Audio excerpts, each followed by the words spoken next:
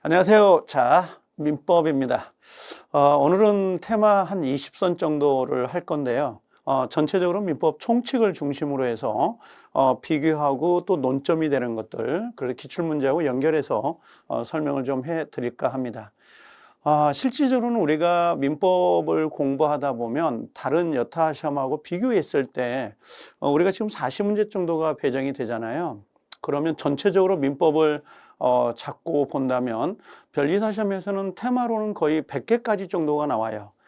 실질적으로 제가 기출문제를 10년 동안 검토를 해보니까 제가 테마를 잡았을 때는 87개 정도 나오더라고요. 그래서 한 87개 정도만 하면 92.5 정도, 한 3개 마이너스 4개 정도는 나오지 않을까? 40문제에서 그 정도는 될 것 같아요. 그래서 전체적으로는 한 87개 정도 잡고 좀 넉넉하게 잡아도 한 90개 정도만 잡으면 충분히 만점은 아니더라도 근접하지 않을까, 처음에 떨어지지 않을 걸 정도는 될 것 같아요. 자, 그래서 한 민법 총칙에 나와 있는 거 있죠. 테마 한 20선 정도 논점이 되는 것들 비교하고 기출문제 응용하는 것까지 설명을 쭉 해 나갈 건데요. 전체적으로는 뭐 윤곽을 잡겠다는 건 아닙니다. 그냥 테마별로 이 정도면 좀 공부를 했으면 좋겠다라는 것 정도에서 정리를 해 드릴 테니까 도움이 되지 않을까 생각은 들어요. 자, 전체적으로 한번 우리가 좀 볼 건데요.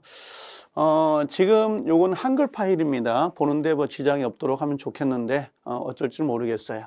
자, 요걸 한번 잠깐만 설명을 좀 해드리고 갈게요.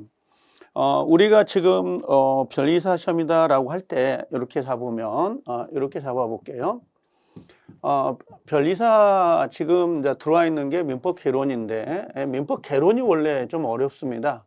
개론이라고 하는 것 자체가 좀 어려운데 민법 개론에서는 우리는 이제 전체적으로 우리가 점점 기본 강의가 들어가면 전체 내 윤곽을 잡을 수는 있겠는데 보통 우리가 분석을 해봤어요. 제가 한 10년 동안 기출된 문제입니다.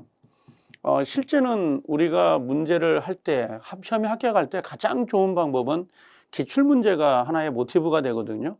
기출문제를 한 10년 동안만 살펴본다면 대략적으로 방향성을 잡을 수는 있어요. 다만 기출문제를 그냥 답을 찾고 해설을 봐서 그 내용을 받는 게 아니라 1회독 할 때하고 2회독 할 때, 3회독 할 때 이 보는 패턴이 좀 달라야 되거든요. 가장 좋은 것은 10년치 기출문제 400문제를 한꺼번에 이렇게 보는 게 가장 좋고 시중에서 판매가 되고 있는 이렇게 교수님들이 아니면 강사님들이 선별해 가지고 만들어 놓은 기출문제는 그렇게 도움이 되지 않는 것 같아요. 그래서 최소한 10년치 400문제를 우리가 분석을 했을 때 그 나오고 유형별로 나오는 형태들이 있거든요. 그걸 잘 분석을 한다면 항상 수험 생활에 더 합격에 근접하지 않을까 생각은 됩니다. 자, 10년 걸 제가 분석을 해보니까 원래 우리가 40문제 정도가 문제가 배정이 되잖아요. 40문제가 배정이 되는데 실질적으로는 민법 총칙이라고 하는 게 우리가 민총이라고 하는 부분, 그 다음에 두 번째는 물권법이라고 하는 거하고 그 다음에 세 번째는 채권법 이렇게 세 개로 나눌 수가 있습니다. 가족법은 빼버리죠. 가족법은 실제 재미는 있습니다만 우리 시험 범위는 아니기 때문에 그건 빼버리고 민법 총칙, 물권, 채권 이 세 파트로 나눌 수가 있는데요. 40문제를 잡았을 때 우린 지금 2교시체 시험을 보잖아요. 원래 민법은 나중에 이제 상세하게 좀 이야기를 하겠습니다만 1차 과목이지만 2교시에 문제가 배정이 되죠. 11시부터 해서 출발을 합니다. 원래 시험 시간 자체가 11시부터 보는데 1번부터 40번까지 있을 거 아니냐 이거죠. 1번부터 40번까지 원래 시험이 쭉 나열되어 있잖아요. 근데 민법 총칙은 보통 1번부터 12번까지가 우리 민법 총칙이에요. 10년 동안 분석을 해봐도 그건 변함이 없는 것 같아요. 왜 이걸 알고 계시면 좋으냐면 우리가 수능을 볼 때도 킬러 문제가 32번에 있다. 수학에 뭐 킬러 문제가 24번에 있다. 이렇게 알고 가서 이 머리 마인드가 접근할 때에 준비를 하잖아요. 그런 것처럼 민법 총칙도 원래는 1번부터 해가지고 12번까지가 민법 총칙이 원래 문제가 배정이 됩니다. 12문제 정도가 배정된다라고 보시면 돼요. 그 다음에 물권법 같은 경우는 당연히 13문부터 해가지고 12문제가 역시 배정이 됩니다. 이렇게. 예, 문제 수는 12문제, 12문제 같은데요. 이 물권법은 제일 마지막 부분에 담보 책임이 담보 부분이 있잖아요. 유치권, 질권, 저당권. 저당권 다음에 담보 가등기에 관한 법률이 하나 있습니다. 특별법인데 그 특별법이 해년마다 한 문제 정도가 배정이 돼요. 그게 양도담보든 아니면 담보 가등기든 그 담보 가등기에서 하나가 나옵니다. 담보 가등기에서. 요게 한 문제 정도가 배정이 돼서 총 12문제 정도가 배정이 되죠. 채권법은 원래 우리가 채권량이 좀 많잖아요. 그래서 채권 총론이 있고 강론이 있는 부분인데 두 개로 나눴을 때 채권 총론 부분이라고 하는 게 있고 그 다음에 채권 강론 부분이 있잖아요.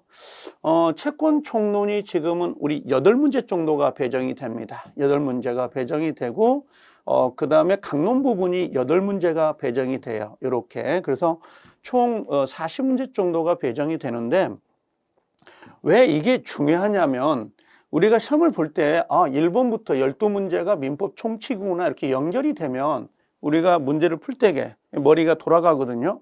포인트를 맞힐 수가 있다는 거죠. 요게 민총 부분이구나 이런 식으로.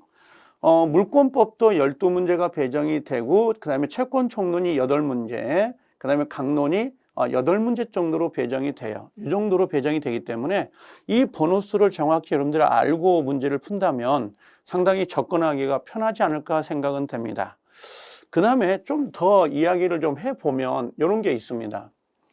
우리가 보통 기출문제를 분석을 하잖아요. 그럼 첫 번째 우리가 분석을 할 때에 요 박스형 문제가 보통 문제가 배정이 돼요. 박스형 문제가 좀 어렵습니다. 그러니까 예를 들면 우리가 문제를 40문제를 풀었을 때 곱하기 오지선당이니까 요게 200개 지문이 나와야 되는 게 원칙이거든요. 그러면 만약에 10년치를 분석을 하면 여기다 곱하기 우리가 40문제씩이잖아요. 곱하기 하면 이게 400문제가 돼요. 400문제에다가 오지선당을 이렇게 곱해보면 뭐 당연히 뭔가 한 지문 자체가 상당히 많죠. 이게. 그럼 이 1년마다 박스형 문제를 냈을 때 박스형 문제가 40문제 중에서 8문제 정도가 배정이 되는 것 같아요. 평균 8문제 정도가 배정이 됩니다. 보통 8문제고요. 좀 많이 나왔다 그러면 11문제까지도 배정이 될 때가 있습니다만 10년치를 가만히 보면은 평균적으로는 8문제 정도가 배정이 되는데 요즘 문제가 보통 이 네모 안에, 요 네모 박스 안에 지문 자체가 기역, 니은, 디귿, 니을 해가지고 4개 지문이 들어갈 때도 있고 요즘 추세는 3개 정도가 들어가는 경우가 좀 어렵습니다. 지문 자체가 4개가 나오면 공식이 만들어지거든요. 예를 들면 1번이 옳은 겁니다. 2번이 틀린 겁니다. 옳은 겁니다. 그러면 요게 옳은 걸 찾으라 그러면 1번 지문에 기억이 들어가잖아요. 2번 지문에 3번 지문에 4번, 5번이 있을 때 기억이 들어가는 건 무조건 들어가는 거고 기억이 안 들어가는 건 빼버리거든요. 이게 공식이거든요. 박스형을 풀 때 공식인데 실제 4개나 5개 지문이 들어가면 이 공식을 대비해 가지고 문제를 찾을 수가 있어요. 근데 가장 애매한 게 3개가 들어가는 경우가 있거든요. 이 3개가 들어가면 옳은 정답이 다일 수도 있고 틀린 게 다일 수도 있어요. 그래서 이 홀수의 지문들이 대려 박스형 문제는 어렵습니다. 4개, 5개보다는 대려 지문 자체가 적은 게 좀 어려워요. 이 3개 문제가. 그래서 앞으로 모든 시험들이 이 3개 정도의 지문을 갖지 않을까 그 생각은 들어요. 점점 어려워진 추세로 가는 패턴이라고 보시면 되고 요즘은 기본적으로 이 박스형 문제가 점점 많아지는 추세가 됐다는 거고요. 그 다음에 두 번째 여러분들이 기억할 것은 우리가 40문제를 분석했을 때 옳은 게 있고 틀린 게 있을 거 아니냐 이거죠. 보통은요. 그래서 보통 틀린 지문을 찾는 게 되려 쉽거든요. 또 옳은 거보다는 보통 틀린 걸 찾는 게 더 쉽습니다. 예전에는 40문제 중에서 틀린 걸 찾으세요 그러면 한 26문제 정도가 틀린 거였고 14문제 정도가 옳은 걸 찾는 형태였거든요. 근데 지금은 난이성을 높여가지고 비슷하게 가요. 그래서 우리 기출문제 그 변리사 시험도 분석을 해보면 틀린 게 요즘 평균적으로 한 22개 정도 나오는 것 같아요. 22개 정도고 옳은 거 한 18개 정도가 배정이 되는 것 같아요. 그러니까 결국은 뭐냐면 문제가 비슷해진다는 거죠. 결론적으로는요. 요게 결론적으로는 22개 평균 18개지만 결국은 20개 형태로 가지 않을까? 예, 그 생각은 들어요. 그 생각은 듭니다. 요 정도는. 그래서 아마 지금 문제 수는 옳은 거 틀린 거를 거의 비슷하게 하기 때문에 거기에 좀 대비를 해서 가야 되지 않을까 생각은 됩니다. 요걸 분석을 해놓고 보니까 결론은 뭐냐? 결론은 기출문제를 10년치를 정확히 분석하고 지문도 분석을 했습니다만 앞으로 여러분들이 저하고 만날 때 이 기출문제를 여과없이 10년 동안 그렇죠. 오지선당을 했을 때 200개잖아요. 그럼 2000개 지문이 되는데 그 2000개 지문을 OX로 봐서 전체를 풀 거예요. 전체를 보게 되면 아마 중간에 중복되는 지문들이 있거든요. 계속 중복되는 지문들이 나오게 됩니다. 그래서 그걸 찾아낼 건데 왜 기출문제를 정확히 분석을 해야 되느냐 하면 우리가 원래 산업인력공단에서 교수님들한테 출제를 의뢰할 때 반드시 정답의 10위가 되는 것들은 반드시 제외라고 되어 있습니다. 정답의 10위가 되면 태클을 걸거든요. 이의를 제기해가지고 그 구제수단, 행정소송까지 가는 경우가 있기 때문에 이 제기 문제를 반드시 제거해라라고 하는 게 하나가 들어가 있고 두 번째는 반드시 근거를 제시해야 됩니다. 왜냐하면 이게 정답입니다. 이게 옳은 겁니다. 틀린 겁니다. 왜 이게 옳은 건지 왜 틀린 건지를 반드시 근거를 제시해야 되는데 그 근거가 실질적으로는 조문이에요. 조문. 지금 우리 변리사 시험에서는 전체적으로 조문 자체가 민법은 1조부터 해가지고 1118개 정도가 가지고 있습니다. 조문 자체로는. 근데 우리 변리사 시험에서 들어가는 건 1조부터 해가지고 766조 불법행위까지 총 766개의 조문만 들어가는 시험범입니다. 그러면 시험을 기출할 때 그 조문의 근거를 반드시 제시하거나 아니면 조문이 아니라면 반드시 판례의 근거를 제시해 줘야지 정답 처리를 해줄 수 있도록 되어 있어요. 그래서 실질적으로는 우리 시험은 조문이 거의 주류가 되지만 200개 지문 중에 조문을 그대로 긁어다가 문제를 내는 패턴은 그렇게 많지가 않아요. 실제는 200개 지문 중에서 한 50개에서 60개 정도가 조문 패턴을 따라가는 것들이고 나머지는 거의 한 60%, 70%가 판례라고 보시면 돼요. 그 판례를 근거로 해서 문제를 내버리다 보니까 반드시 그 판례를 중심으로 해서 봐야 되지 않을까 생각은 듭니다. 그래서 전체적으로는 이렇게 문제가 될 수 있어요. 766개에다가 그 다음에 틀린 거, 그 다음에 옳은 거, 학생 문제 난이성이 높아지고 있다라고 하는 것들을 강조해 드립니다. 앞으로 이제 요것도 분석을 다 해보면 결론은 요겁니다. 제가 분석을 해보니까 87개 정도의 테마가 나오더라고요. 요게. 그래서 요 정도 잡아 놓으면 충분히 제가 봤을 때는 90점 이상은 충분히 문제가 맞히지 않을까 생각은 들어요. 만점을 맞으면 좋은데 만점이라는 건 상당히 없습니다. 왜냐하면 40문제 중에서 이건 틀려주세요라고 하는 문제를 분명히 내거든요. 이 교수님들도 출제자도 존심이 있어가지고 자존심이 있어가지고 킬러 문제라고 하는 걸 꼭 하나, 두 개 정도를 넣어줍니다. 그러다 보니까 틀릴 수 있는 문제가 한 2개, 3개 정도가 나오거든요.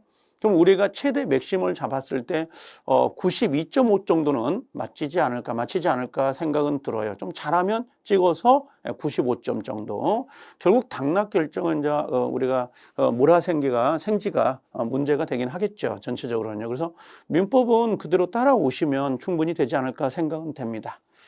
자, 그러면 우리가 본론 들어가기 전에 지금은 이제 가볍게 보세요. 너무 어렵게 보려고 하는 것도 아니고 저도 부담 없이 이야기를 하는 것들이니까 그냥 쭉 따라오시면 되고 기본 이론 강의할 때 기본 이론 강의하고 이제 핵심을 같이 정리를 할 겁니다. 그것들은요.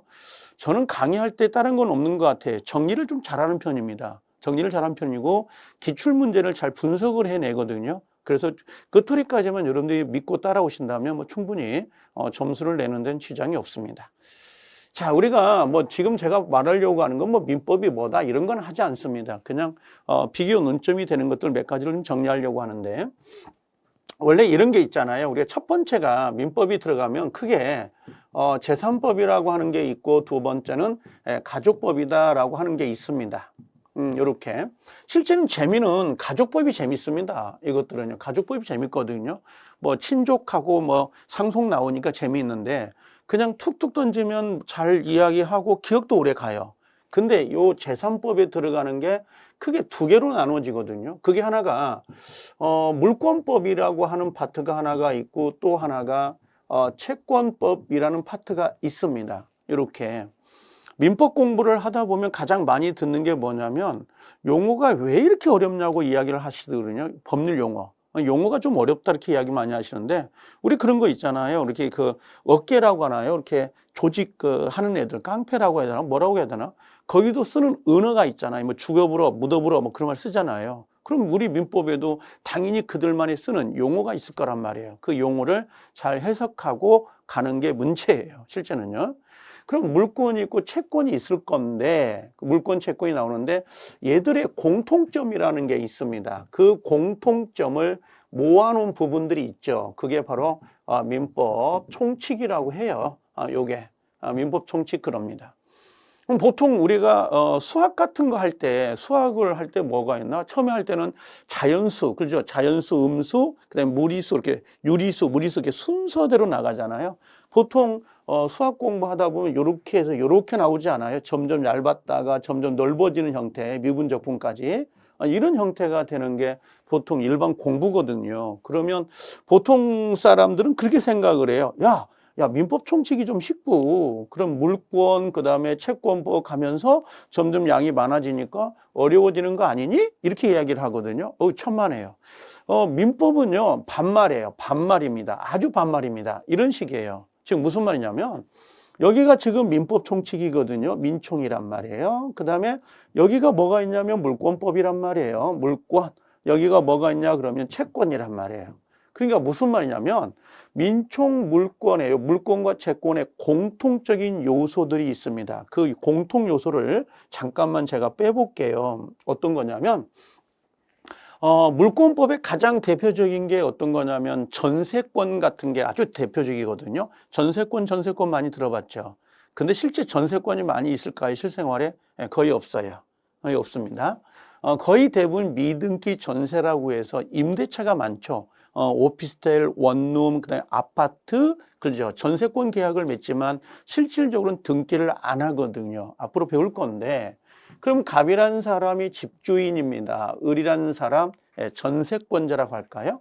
이 사람은 전세권 설정자가 되는 거고요. 그다음에 이 사람은 뭐가 되는 거야? 전세권자가 됩니다. 새들어 들어가 산 사람. 새들어 들어가 사는 사람들을 우리가 뭐라고 부르는 거예요? 이 사람을 전세권자예요. 그럽니다. 그러면 갑과 을 간에 뭘 할까요? 둘이 합의를 할 거고 플러스 뭐예요? 전세금 집어넣어야 되겠죠. 그 다음에 플러스 뭐가 되냐면 등기를 반드시 하게 될 거예요. 아니 나는 전세권 사는데요. 왜 난 전세가 아니죠? 라고 하는 분들이 있거든요. 등기가 안 되면 전세권이 될 수가 없어요. 그래서 등기가 됐다는 전제에서 을은 이 집에 들어가서 그 물건을 사용하고 수익할 거란 말이에요. 집주인의 의사와 상관없이 마음대로. 그렇죠? 그럼 이 사람은 우리가 뭐라고 하냐면 물권자라 그래요. 요 사람이 물건을 직접 사용 수익한다라고 하는 거죠. 자, 그와 비슷한 걸 한번 해볼까요? 자, 이런 건 어때요? 어떤 게 있냐면 갑이 물건을 가지고 있고 을이라는 사람하고 둘이 매매를 했습니다. 이렇게 1천만 원, 한 1억 정도 매매가 됐다고 할까요?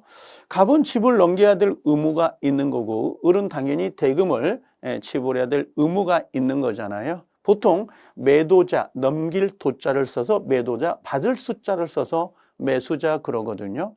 그럼 얘는 보통 매매는 가장 대표적인 채권이에요. 이따 이야기할 겁니다. 채권인데 얘들의 공통적인 게 있죠. 뭐가 있나요? 공통적인 거. 그럼 가만히 보면요. 첫 번째는 사람이 있어야 됩니다. 사람이 있어야 되죠. 사람이 있어야 됩니다. 이걸 우리가 주체라 그래요. 주체. 전세권의 주체. 매매 주체 그럽니다. 두 번째는 갑이란 사람의 요 집을 뭔가 을이 사용 수익하죠. 자, 집을 달라고 하고 돈을 달라고 하죠. 이걸 우리가 뭐라고 하냐면 목적이라 그래요. 권리의 목적. 권리의 주체, 권리의 목적이 공통적 요소가 들어갑니다. 그 다음에 마지막으로는 권리가 변동이 되겠죠. 갑에 있던 권리가 을에게 넘어가고 요 을에 있던 집이 을이 사용수익하잖아요. 갑이 사용수익하는 게 아니라 을이 사용수익합니다. 그럼 얘들 나름대로는 공통점이 나온단 말이에요. 첫 번째가 어떤 거였어요? 잠깐 보면 사람이 나오잖아요. 요걸 우리가 주체라고 하죠. 그 다음에 목적물이 있고 돈 1억이 나온다. 요게 객체가 될 수 있겠죠. 그 다음에 갑에 있던 집이 그죠? 을에게 넘어갑니다. 그죠? 요걸 우리가 변동이라 그래요. 변동. 그러면 얘들은 전부 다 뭐예요? 공통점이잖아요. 주체, 객체, 변동이 공통점인데 그 공통점을 모아놓은 게 바로 민법 총칙이에요. 그래서 민법 총칙을 공부하다 보면 대체적으로요, 물권에 쓰던 용어, 요 채권에 쓰던 용어가 나오다 보니까 상당히 좀 어렵게 느껴지죠. 근데 변리사를 준비하는 학생들의 가장 큰 장점이 뭐냐? 첫 번째는 뭐냐면 민법 총칙은 너무 잘합니다. 고수들이 너무 많아요. 왜? 우리가 항상 수학책을 보면 집합이잖아요. 집합하다가 점점점 어려워지면 뭐 에라 하고 던져버리잖아. 루트 나오고 그러면요. 그런 것처럼 다시 또 수학 잡아야 되지 하고 보는 게 집합이거든요. 똑같아요. 민법 총칙을 지나서 쭉 가다 보면 물권 지치거든요. 쭉 가다 보면 채권이 지치는 거예요. 그래서 에라 모르겠다 하고 던졌다가 다시 또 보면 민법 총칙이거든요. 그러다 보니까 민법 총칙은 시험에 떨어지는 분들 중에 고수들이 너무 많아요. 민법 총칙 너무 잘하거든요. 근데 채권을 물어보면 상당히 어렵습니다. 그래서 혹시 공부할 때 민법 총칙, 물권, 채권 이 순서로 가지만 원래는 민총하고 원래 채권이 대략 연결이 더 잘 됩니다. 원래. 그래서 민총, 채권을 보고 그다음에 물권을 보셔도 상관없어요. 그래서 민총, 채권, 물권 이 순서로 가셔도 아무 지장이 없습니다. 자, 그러면 우리가 이제 궁금한 게 있단 말이에요. 그게 어떤 거냐? 바로 요겁니다. 1페이지 프린트 보시면 물권법하고 채권법 두 개를 비교하려고 하거든요. 저는 처음에 민법을 공부할 때게 아니 물권하고 채권이 뭔지를 모르겠더라고. 두 개를 모르겠어. 민총하고 물권이 뭔지를 전혀 모르겠더라고요. 이거 앞에서 교수님들은 물권이 있습니다. 채권이 있습니다라고 이야기하는데 도통 모르겠단 말이야. 물권, 채권. 그렇게 이야기를 해요. 물권은 사람이 물건을 가지고 사용 수익하는 거야. 채권은 사람이 사람하고 뭔가 청구하는 거야 라고 이야기를 하는데 그게 저한테는 감이 오질 않았었어요. 이게요. 물권하고 채권의 그 감이 상당히 어렵더라고요. 그래서 요 물권이다라고 이야기해보면 어떻게 되냐면 이런 거잖아요. 자, 보통 물권이다라고 이야기를 합니다. 물권이다 그러면 어떻게 이야기를 하는 거예요? 지금 첫 번째는 여기 사람이라고 되어 있잖아요. 사람 대 뭐예요? 물건이라고 되어 있거든요. 사람 대 물건 이렇게 들어갑니다. 포인트가 그래요.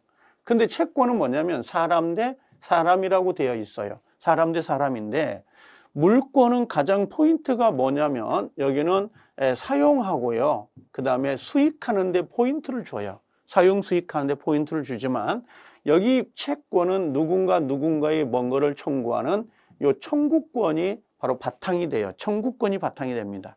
이걸 예를 한번 들어볼게요. 아마 저와 같은 형태를 가지고 계신 분들이 의외로 많습니다. 요 패턴을 가지고 있는 게 어떤 거냐면 이런 거예요. 자, 물권하고 그 다음에 채권 두 가지로 구별을 할 수가 있습니다. 여러분들 낙선을 하지 마세요. 쓰지 않아도 상관없습니다. 일단 두 개를 못 합니다, 사람이.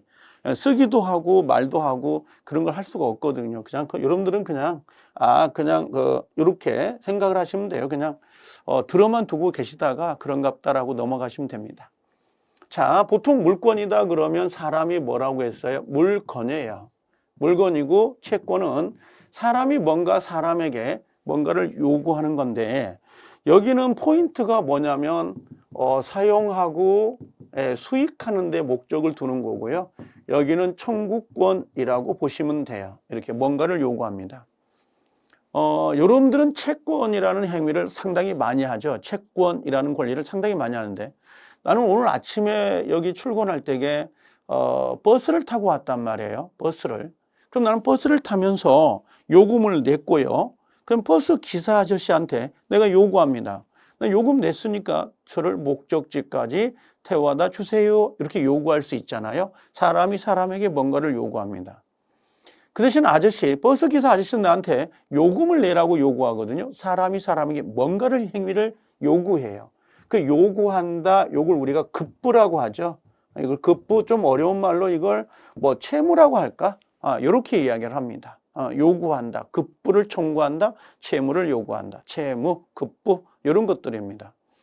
내가 만약에 오늘 점심을 먹을 때 식당에 갈 거거든요. 아줌마 된장찌개 주세요 그럽니다. 사람이 요구하는 거죠. 그랬더니 밥을 먹고 나오면 식당 주인 아저씨는 나한테 요금을 달라고 그래. 식당, 밥값을 달라고 하잖아요. 그게 바로 채권이에요. 우리는 끊임없이 채권 행위를 많이 합니다. 오늘 내가 편의점에 들릴 거거든요. 자, 1,000원 내면서 이거 나 음료수 하나 주세요. 이게 채권입니다. 그렇죠? 그러면 결론은 뭐냐면 채권은 간단해요. 사람이 사람에게 뭔가를 요구하는 거 있죠? 그 요구하는 것들을 전부 다 채권이라고 보시면 돼요. 근데 물권은, 자, 제가 책을 하나 가지고 있습니다. 그럼 자, 갑이라는 사람이, 자, 내가 집을 하나 가지고 있네요. 그럼 누군가의 간섭을 받아야 안 받아요. 이 간섭을 받지 않고 뭐예요? 이 집을 사용하기도 하고, 수익하기도 하고, 필요 없으면 이걸 처분해버리기도 합니다. 누군가의 간섭을 받지 않아요.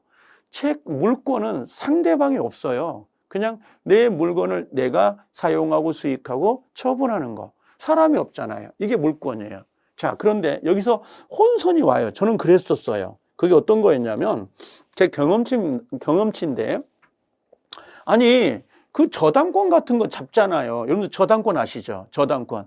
우리 서민들이 가장 남의 돈을 쓸 수 있는 방법 중 하나가 아마 저당권이에요. 뭐 이번에도 뭐 많이 올린다고 하죠, 금리를. 그럼 또 대출을 제한한다는 말도 지금 나오더라고요. 그러면 자, 이런 게 있습니다. 갑이라는 사람이 요 A 은행이라고 하는데, A 은행에 가서 보통 A라고 은행을 잘 쓰지 않습니다. 시험에서는 그냥 을에게 이런 표현을 써요. 그럼 갑은 을에게 자 1억을 빌려옵니다. 1억을 빌려왔다라고 하죠. 1억을 빌려왔습니다. 그럼 이 사람은 나중에 갚아야 될 의무가 있는 사람이잖아요. 요 의무자입니다. 이 의무자가 되고 이 사람은 뭐가 되냐면 권리자가 되죠. 근데 요걸 좀 쉽게 이야기한다면 우리가 전문용어로 의무자다라고 하는 거, 의무가 있어요 라고 하는 걸 뭐라 그래요? 채무가 있어요. 자자를 붙여가지고 채무자 그러는 거예요. 이건 채무자입니다. 이 사람은 뭐가 되는 거죠? 권리가 있는 거잖아요. 돈 주세요 라고 할 수 있는 사람. 이걸 우리가 뭐라고 하냐면 채권자 그래요. 이건 채권자 그럽니다. 근데 그 채무자와 채권자가 이렇게 픽스되어 있는 건 아니에요. 움직일 수가 있는 것들이에요. 어떤 권리에 따라서 움직이는 거기 때문에 그 사람 찾는 게 상당히 어렵습니다. 민법에서는. 그 사실관계를 파악하는 게 좀 어렵거든요.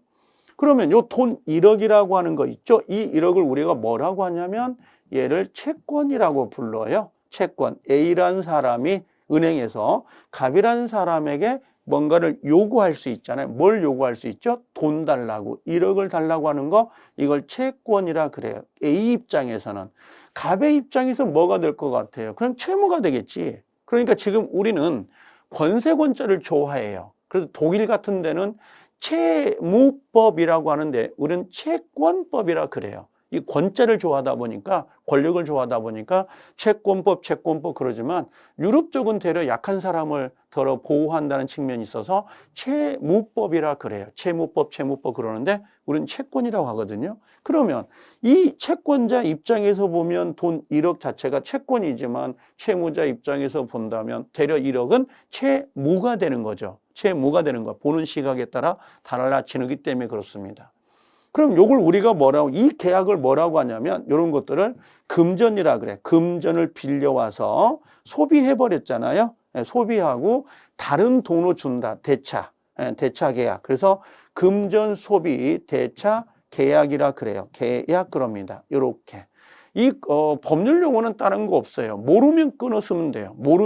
끊어 쓰면 됩니다. 그게 붙이면 어려운데 끊으면 돼요.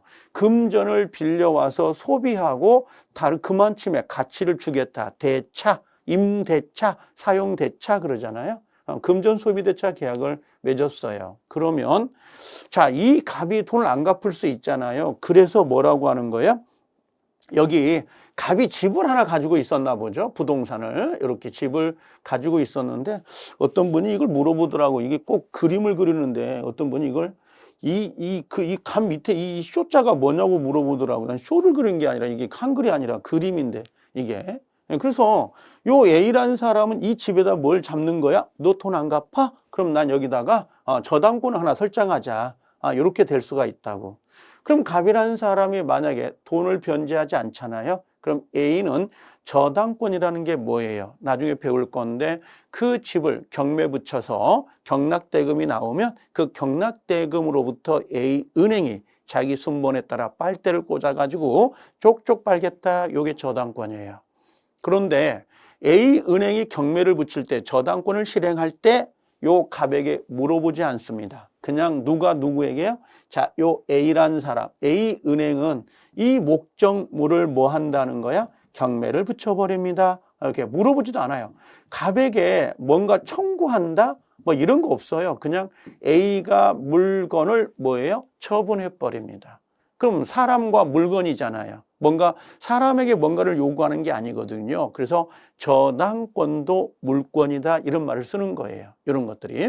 그래서 물권이라고 하는 건 사람이 물건을 뭐 한다? 마음대로 누군가의 간섭 없이 사용하고 수익합니다. 여러분들 물권의 가장 대표적인 게 전세권이거든요. 전세권자는 그 집을 집주인 허락 없이 그 용법에 따라서 마음대로 뭐예요?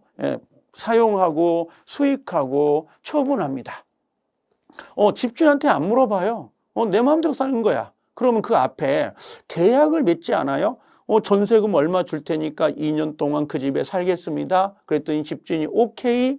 요건 뭘까요? 이건 물권이 아니라 물권을 발생시키는 물권 계약에 불과합니다. 계약을 하고 그 다음에 전세권 등기가 되면 그때부터 전세권이 성립이 되면서 전세권자인 을이 그 물건을 사용하고 수익할 수 있도록 되어 있는 거예요. 그게 물권이에요.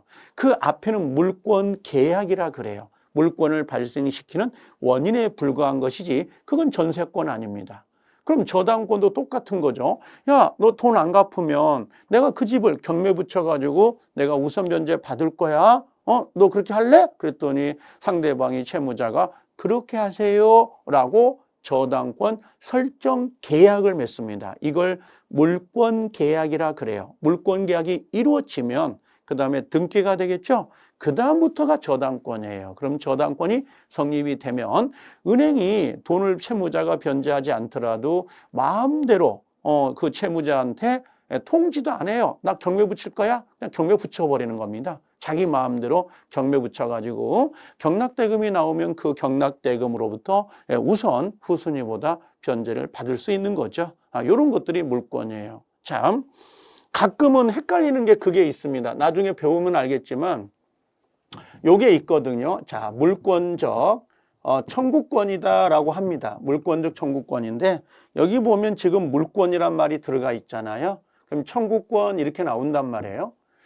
이 물권적 청구권은 물권법에서 아주 유명하죠. 시험도 뭐 무조건 나온다고 해도 과언이 아닐 정도로 뭐 처음에 배정이 되는데 물권적 청구권은 이런 게 있잖아요. 물권 자체가 침해를 당한 거죠. 침해 당하고 있는 겁니다. ing입니다. 지금 이 원인을 제거하려고 하거든요. 이 원인을 제거하는 게 물권적 청구권의 본질이에요. 만약에 결과를 제거합니다. 그럼 손해배상이에요. 교통사고가 났습니다. 결과 손해배상. 이건 불법행위는 결과를 제거하는 거고 물권적 청구권은 결과가 아니라 원인 제거입니다. 결과가 아니라 이런 게 아니라 원인을 제거하는데 자 만약에 이런 거 있잖아요. 하나 예를 들어보면 갑이 소유자인데 누군가가 뭐예요? 이 을이 무단입니다. 무단으로 건물을 지은 거야. 이거 미친 사람이죠.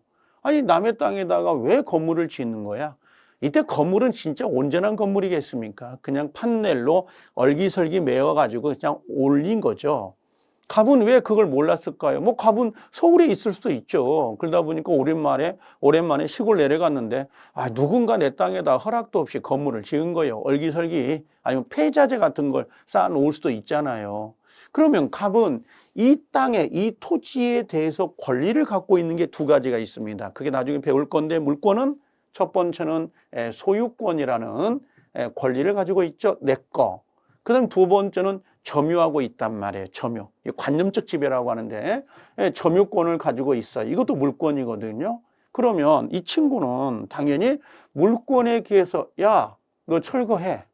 예, 요게 지금 물권이잖아요. 요게 물권이거든요. 요 물권에 기해서 야, 철거해. 그 다음에 그 토지를 내한테 이 토지를 나한테 인도해 주세요 하고 인도를 청구할 거란 말이에요.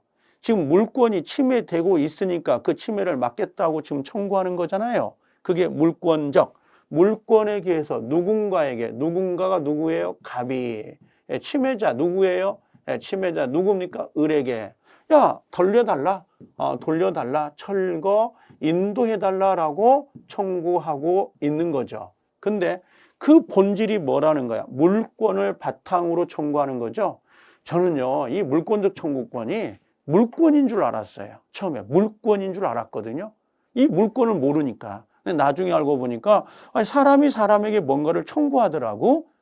그래서 얘는 물권이 아니라 물권을 바탕으로 해서 이루어진다라고 해서 이건 물권적 청구권. 이건 채권이에요, 채권. 채권인데 이제 학설에 따라 다르긴 하겠지만 순수한 의미의 채권은 아니다. 뭐 그렇게 이야기도 합니다. 기본적으로는. 근데 본질적으로는 사람이 사람에게 뭔가를 청구하면 채권이에요.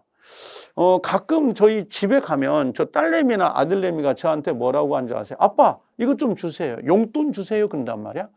가만히 쳐다보면 화가 날 때도 있긴 해요. 이놈들이 내한테 준 건 없는데 뭐라고 해요? 채권자처럼 군단 말이에요. 채권자처럼 굴어요. 돈 주세요. 용돈 주세요. 이거 사주세요. 저거 사주세요. 이게 바로 뭐예요? 이게 바로 채권이라고 하는 거예요. 자, 그러면 돌아가 볼까요? 요게 이렇게 한번 와보자고. 자, 이젠 거의 대부분 보면 이제 이해가 될 거예요. 자, 물권은 사람이에요. 사람이 물건에 대해서 뭐 한다는 거야? 지배를 한다라는 거 보이시죠? 지배를 합니다. 사용하고 수익할 수 있는 것. 이 지배를 하는 것이 우리가 보통 물권이에요. 사용 수익 측면에 갖다 놓는 거고요. 그 다음에 채권은 사람과 사람에게 뭔가를 청구한다라고 보시면 돼요. 그래서 앞으로 약속인데요. 내가 식당 가서 버스 타고 가서 누군가의 뭔가를 물건 살 때 이거 주세요, 이거 주세요, 이거 해주세요. 사람이 사람에게 뭔가를 청구한다 그러면 채권을 때려버리세요. 그냥 아무 생각 없이. 근데 물권이에요. 내 자동차를 내가 몹니다. 그렇죠? 내가 몬다. 근데 봐요. 자동차를 내가 몰려고 하는데 내 차 위에 본네트에 누가 가방을 올려놨더라고. 가방 치워주세요. 내가 그 가방 주인한테 이야기하죠. 그건 채권이에요. 그래서 사람이 사람에게 뭔가를 요구하면 채권이고요. 자, 물건을 직접 지배해가지고 누군가의 간섭 없이 사용 수익할 수 있다면 얘는 물권이라고 보시면 됩니다. 그래서 두 개를 정확히 구별해 놓으셔야 앞으로 물권적 청구권, 채권적 청구권, 이건 채권자, 채무자 이걸 구별할 수 있거든요. 그래서 정확히 구별해 놓을 필요가 있고요.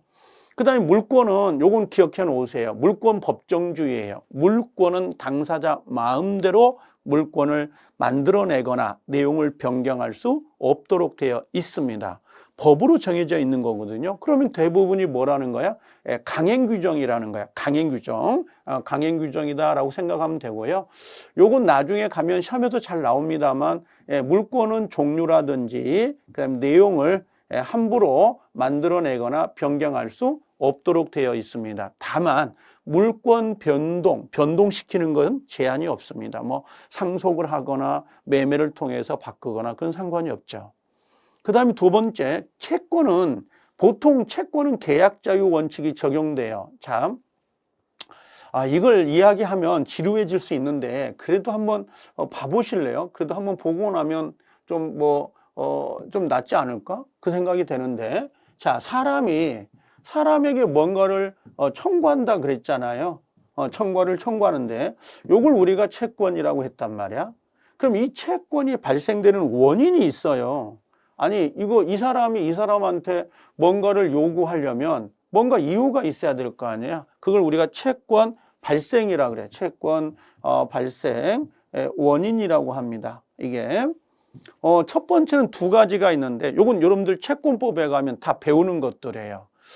채권이 발생한 원인. 자, 내가 만약에 식당 가서 밥을 먹었어요. 그러면 식당 사장님은 내한테 밥값을 달라고 하잖아요. 밥값을 달라는 원인이 뭘까요? 계약을 했기 때문에 그래요. 계약을. 가끔 물어보거든요. 야, 계약은 명시적으로 해야 되니? 묵시적으로 해야 되니? 묵시라는 건 아무 말도 안 해요. 아무 말도 셔터마우스 그런 게 아니고요.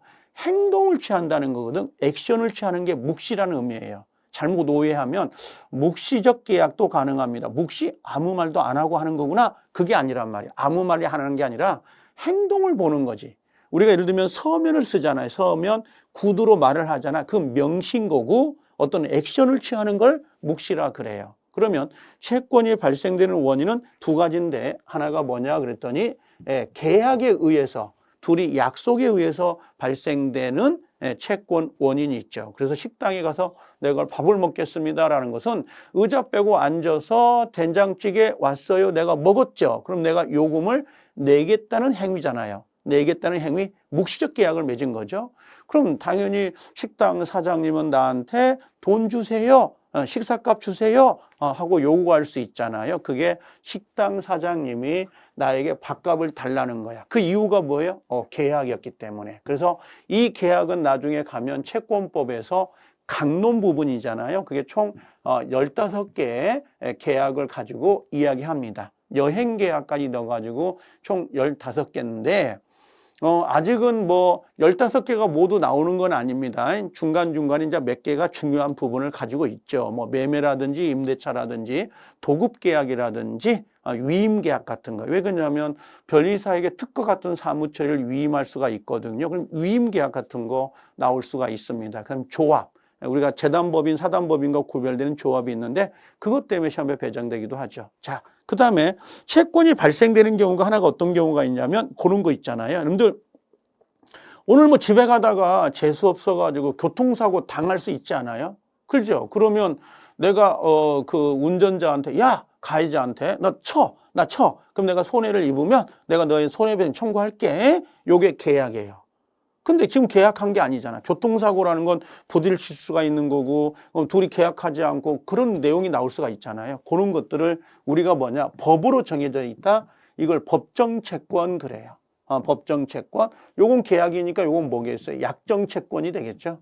채권 이렇게 두 가지 원인에 의해서 발생이 되는 거예요. 두 가지 원인. 여기에 가장 대표적인 게 이제 750조에 들어가 있는 요 불법 행위가 가장 대표적인 거죠. 그죠? 약속에 의하지 않고. 요건 약속이 아니에요.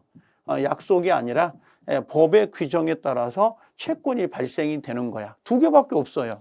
채권 발생 원인이 두 개거든요. 그래서 여기는 계약을 배우는 거야. 15개요. 여기는 몇 개예요? 3개를 배우죠. 사무관리, 부당이득, 불법행위 이렇게 3개가 들어와 있는 겁니다.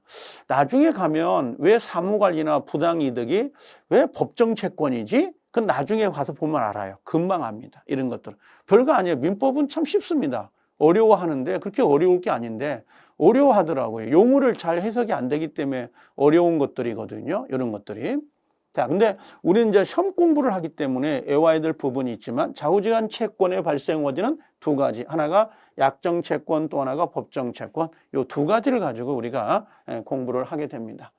자, 그럼 다시 돌아와서 한번 봐보실래요? 이렇게 두 개로 구별할 수가 있고요. 아이고, 이렇게. 자, 그 다음에 여기는 대부분이 의무규정이에요. 채권은. 왜 의무규정일까요? 계약이니까. 그래서 아까 채권 발생원이 두 개잖아요. 하나가 약정채권, 또 하나가 법정채권. 두 개니까 두 개에 의해서 나오게 된다고. 자, 그 다음에 여기는 상대권이란 말 나오잖아요. 상대권은 뭐냐면 이런 거. 갑하고 을이라는 사람이 계약을 맺었어요. 그러면 계약을 맺은 사람에게만 뭔가를 청구하는 거지 계약을 안 맺은 사람한테 청구할 수가 없거든요. 그래서 상대적이다 이런 말을 쓰는 거고 여기는 절대적이잖아요. 그 이유는 뭐냐면 갑이라는 사람이 집을 가지고 있어요. 자동차를 가지고 있어요. 그러면 A라는 사람에게 그 다음에 B라는 사람에게 C라는 사람에게 누구에게나 이건 내 겁니다 라고 주장할 수 있거든요. 이게 누구에게나 주장할 수 있어요. 그게 물권이에요. 물권은 누구에게 주장할 수 있다. 채권은 그 특정인에게만 주장할 수 있거든요.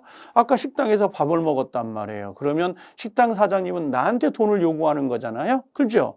근데 옆에 사람, 내 밥값을 옆에 사람, 지나가는 사람한테 달라고 할 수가 없거든요. 그래서 계약을 맺은 사람에게만 그 권리를 주장할 수 있도록 되어 있습니다. 자, 그 다음에 물권은 반드시 공시란 걸 하게 되어 있습니다. 공시입니다.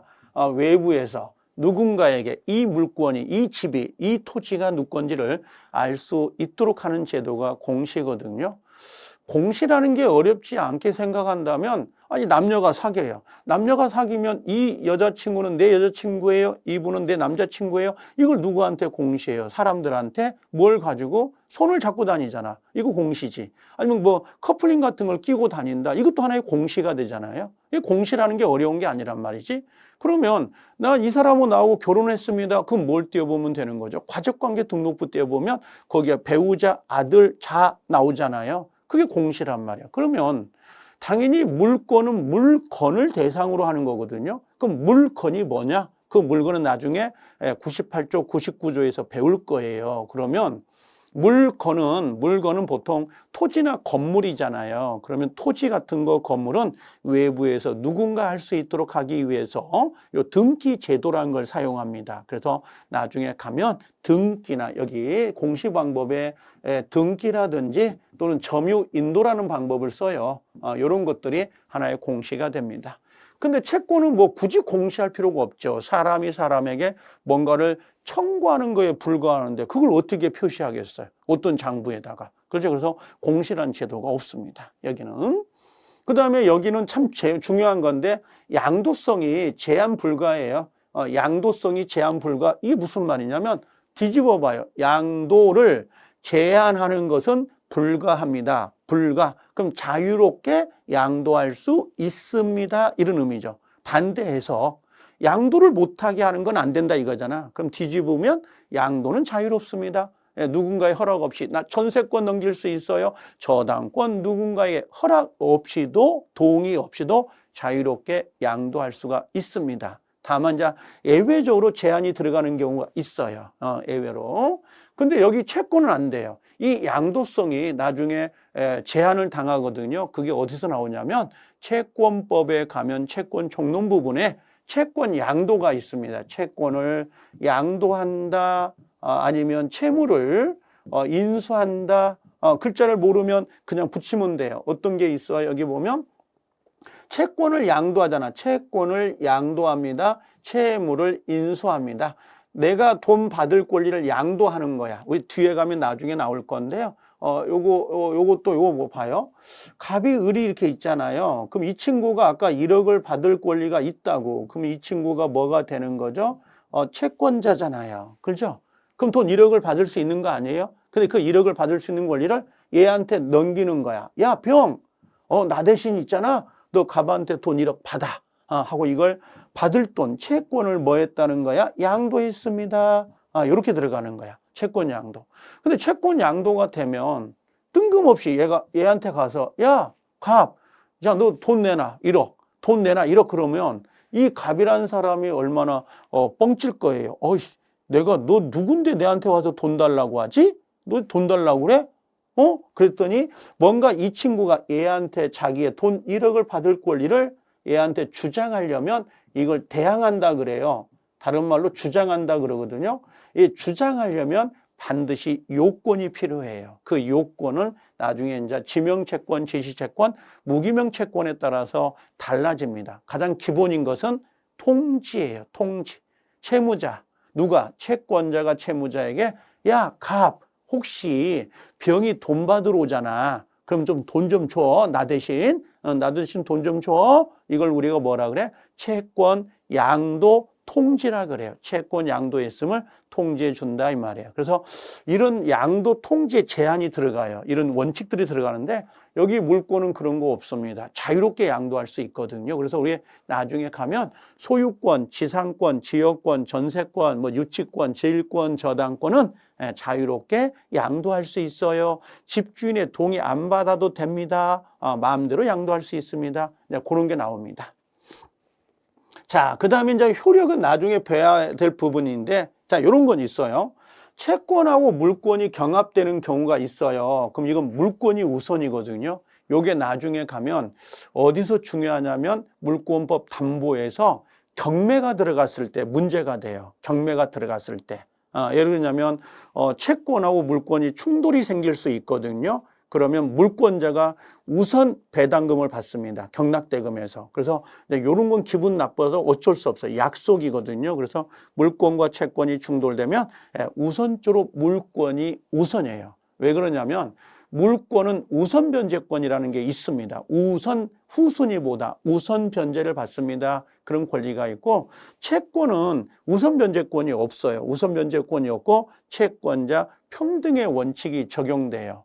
예를 하나 들어보면, 여러분들 친구한테 학교 다니면서 얘한테 5만 원 빌렸어. 5만 원 빌려줬어. 근데 여기 을도 10만 원 빌려줬나 봐. 근데 내가 먼저 빌려줬거든. 그럼 내가 먼저 5만 원을 받을 권리가 있는 게 아니에요.